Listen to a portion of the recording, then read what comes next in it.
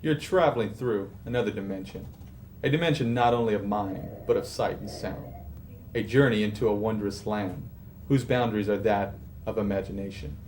Picture, if you will, HBO, alone, with so much to offer, movies, sports, specials, yet all this limited by a single channel. The place, your living room. The day, July 15, 1994. The system, Time Warner Cable. Next stop, the multiplex zone. HBO 1, movies. HBO 2, sports. HBO 3, specials. In the beginning, HBO, a single channel, bound by space and time.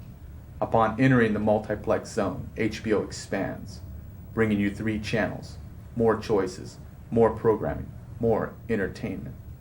All of this for you, the customer.